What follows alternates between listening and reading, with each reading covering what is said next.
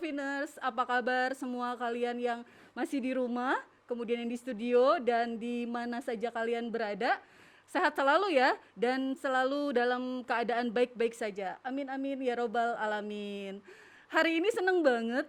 Kenapa seneng? Karena SMK Motivasi Insani untuk pertama kalinya hari ini nih membuat sebuah podcast. Dan buat kamu-kamu yang baru bergabung di sini, jangan lupa dukung kita ya dengan like, subscribe, comment, and share podcast kita. Tempatnya berbagi cerita. Nah, hari ini spesial banget nih karena di episode awal kita kali ini saya kedatangan tamu istimewa saya.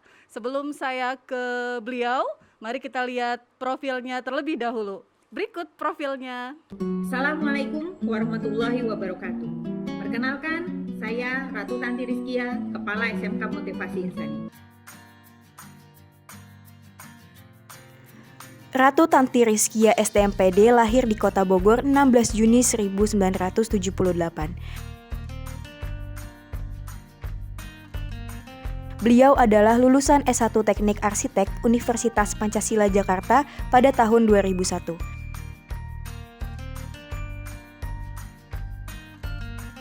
Lalu beliau melanjutkan pasca sarjana di bidang manajemen pendidikan Universitas Pakuan Bogor pada tahun 2015. Beliau menjabat sebagai Kepala Sekolah SMK Motivasi Insani pada tahun 2009 sampai sekarang.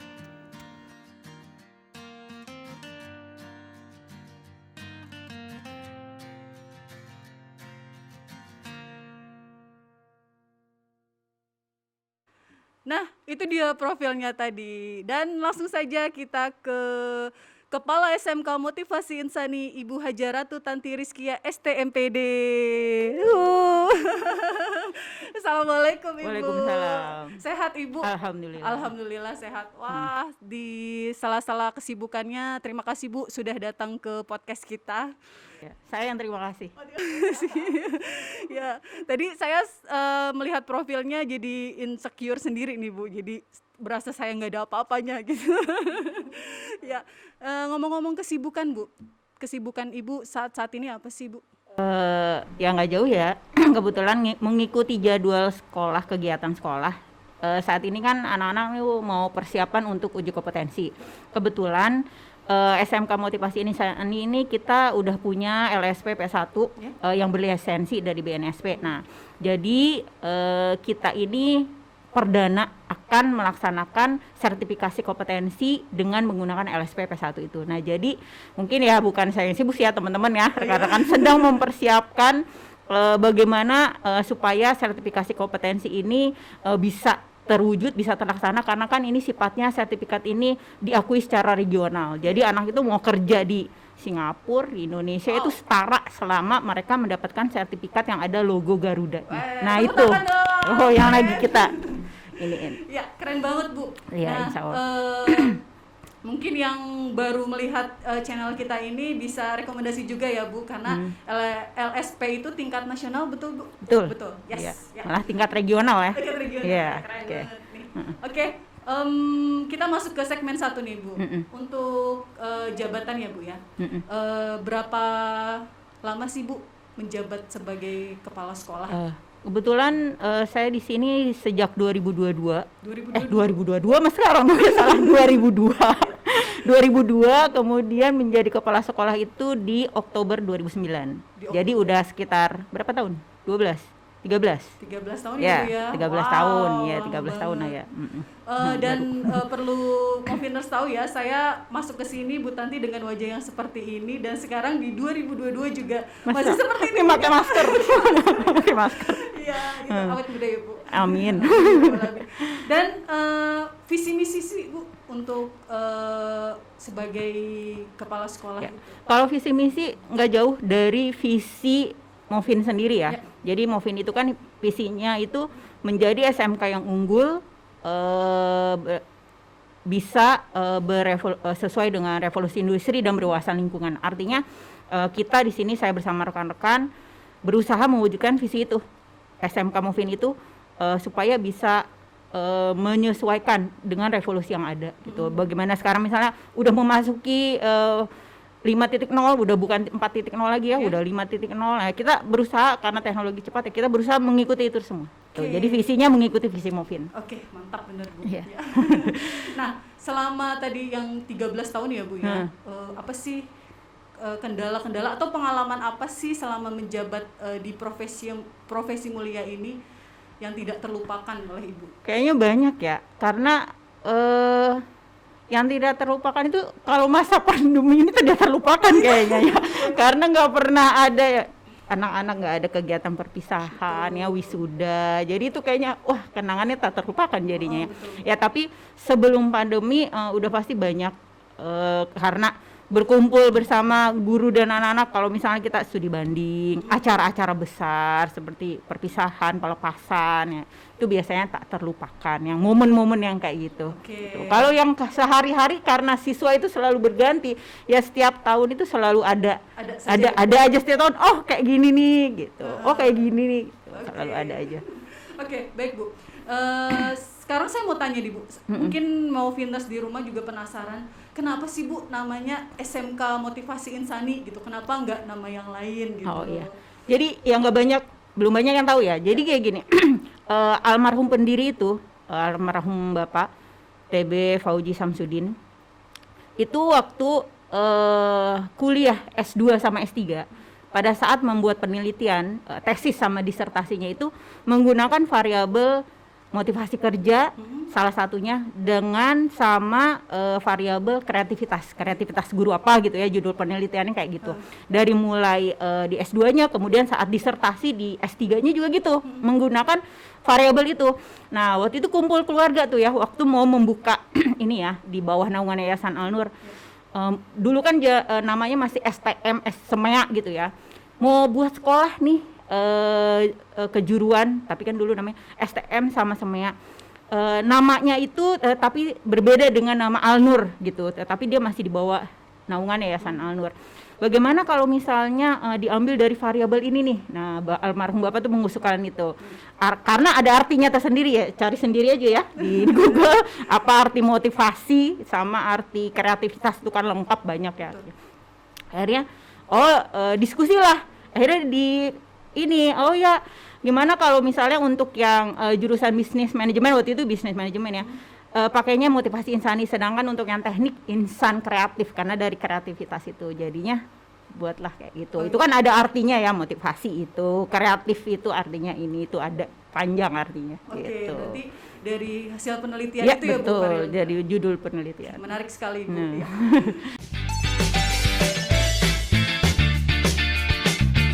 Tahukah kamu, bumi terdiri dari 29% daratan dan 71% lautan. Komposisi air di bumi terdiri dari 97% air asin dan 3% air tawar. Kita sebagai makhluk hidup lebih banyak menggunakan air tawar dibanding air asin. Salah satu sumber air bersih adalah air hujan dan air sungai. Beberapa faktor berkurangnya air bersih yaitu limbah pabrik dan limbah rumah tangga, seperti air dari mencuci piring, baju, dan lainnya. Sedangkan jumlah pemakaian air menurut data Kompas, keperluan air yang digunakan untuk mencuci piring dan mandi sebanyak 6 liter per menitnya, dan 7,6 liter air untuk mandi setiap menitnya. Jadi, bagaimana cara menghemat air? Ada beberapa langkah untuk menghemat air, yaitu 1. Buatlah lubang biopori. 2. Gunakan sisa air mencuci beras untuk menyiram tanaman. 3. Gunakan gelas untuk berkumur. 4. Tutuplah keran air dengan benar. 5. Tampunglah air di bak agar penggunaan air lebih sedikit dibanding menggunakan wastafel. 6. Gunakan shower saat mandi agar pemakaiannya lebih sedikit dari menggunakan bak mandi. Air adalah salah satu sumber kehidupan. Perlu proses yang panjang untuk setiap tetes air bersih. Maka, manfaatkanlah dengan sebaik-baiknya. Jika bukan kita yang memulai, lalu siapa lagi?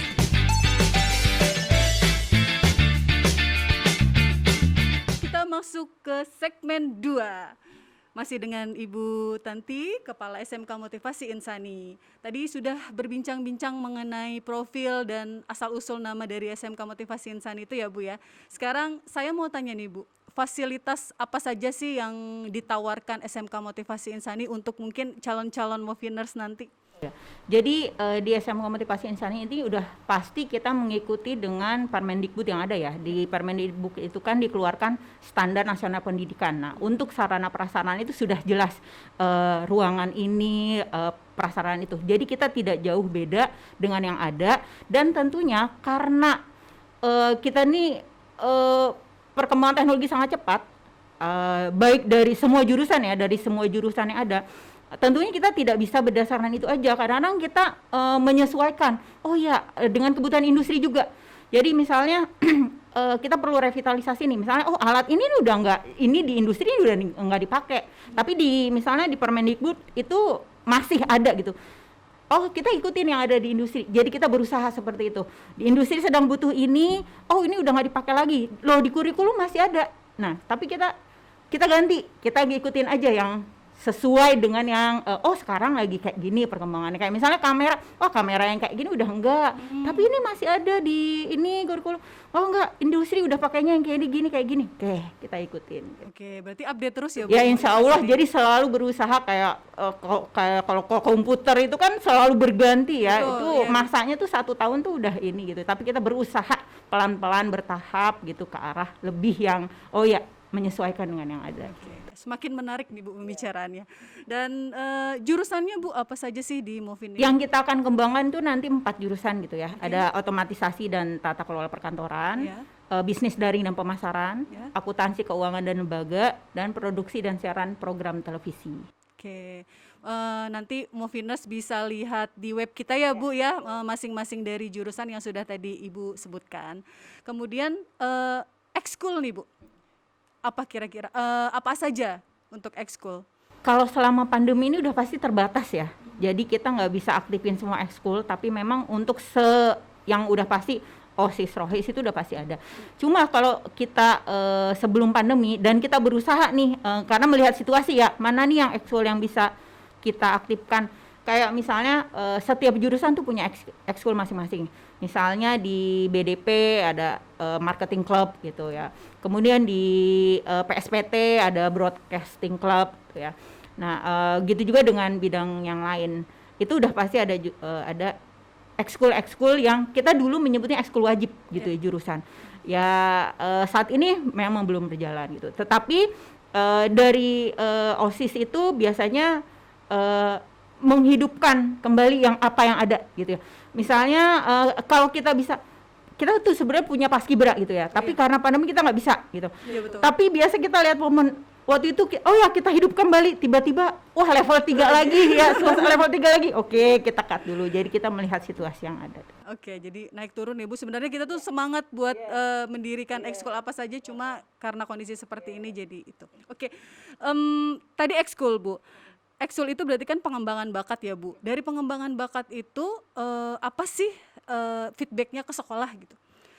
Apakah melalui prestasi atau dari ekskul itu kita dapat menang lomba atau bagaimana? Ya, udah pasti dari ekskul tuh ada anak-anak prestasinya muncul ya, udah pasti itu. Lomba udah pasti, tapi kita target itu bukan harus menang lomba, tapi anak-anak dapat pengalaman. Betul. Itu ya. Nah, dapat pengalaman dan itu motivasi juga buat yang lain.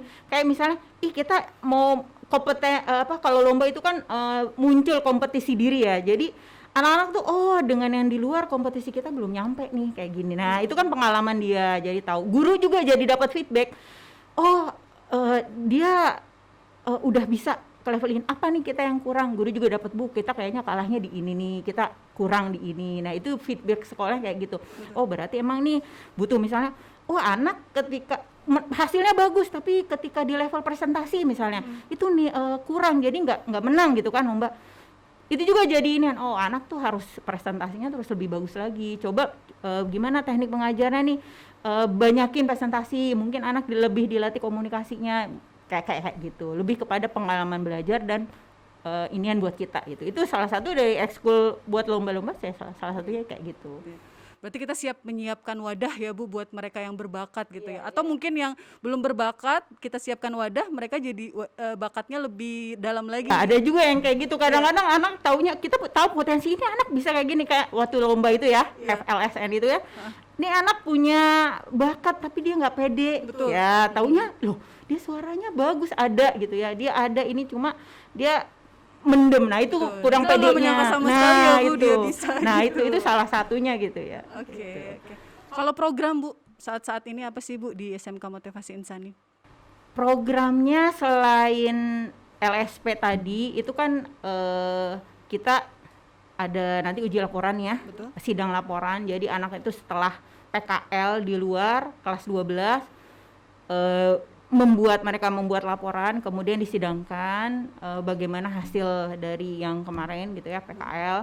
Kemudian dalam waktu dekat udah pasti ada ujian sekolah, ujian praktek, kemudian uji level buat kelas 10 11. Yang seperti itu aja. Padat merayap ya Bu. Ya, terus beriringan gitu. Oke. Nah, itu tadi ngobrol-ngobrol santai dengan Kepala SMK Motivasi Insani. Seru banget sebenarnya Bu ya. Pengen lanjut terus sama Bu Tanti ini. Kita ada segmen ketiga nih Bu. Segmen ketiga ini jadi Moviners yang ada di rumah itu mengirimkan pertanyaan di akun Instagram OSIS SMK Motivasi Insani dan sudah kita pilih. Tadinya banyak banget Bu pertanyaan yang sudah masuk ke kita, tapi yang kita pilih sebagai berikut ya Bu ya. Kita akan jawab pertanyaan dari, ini sudah tampil ya di sini ya. Oke, dari Hairunisa @hairunisa.aa. Pertanyaannya, apa saja prestasi yang diraih dari sekolah ini dan apa keunggulan dari sekolah ini Bu? Prestasi itu banyak ya, kayaknya kalau saya sebutin durasinya nggak cukup. Betul. Yang terakhir aja deh, yang terakhir ya ini broadcast ya, juara harapan 1 tingkat nasional. Lomba pokok apa ya saya lupa, film pendek guru broadcast bekerja sama dengan BNI. Ya itu yang terbaru. Iya itu yang terbaru. Ya yang lainnya ada bisa dilihat di web kita ya kali, bisa banyak juga. banget Banyak prestasi susah kita sekali di ya sana. kalau Oke. setiap tahun selalu ada prestasi walaupun masa pandemi tetap gitu loh. Nah tuh jangan ragu deh, banyak prestasi di Movin. Masih pertanyaan Hairunisa.a nih Bu. Dan apa keunggulan dari sekolah ini? Iya, motivasi insani itu kan kita sudah menerapkan, kita sudah tersertifikasi ISO 9001 2015. Nah, ISO itu kan levelnya udah nasional ya, bahkan udah internasional diakui ya. Jadi memang artinya pengelolaan manajemen sekolah itu kita dilakukan dengan serius. Artinya selalu ada perbaikan-perbaikan jika kita ada yang kurang dalam evaluasi. Nah tentunya itu keunggulan kita dan seperti yang tadi saya sudah sebutkan juga bahwa kita sudah mempunyai LSP P1 yang terlisensi. Itu diantaranya. Oke, keren kan? Nah buat kamu-kamu nih sekali lagi yang mau rekomendasi ke kakaknya, saudaranya atau adiknya, bisa deh ke SMK Motivasi Insani, recommended banget pokoknya. Lanjut Bu, kita ke @disilvi. Pertanyaannya, apa pandangan Bu Ratu sebagai kepala sekolah mengenai anak-anak sekolah yang hamil di luar pernikahan? Pandangan saya ya? Betul.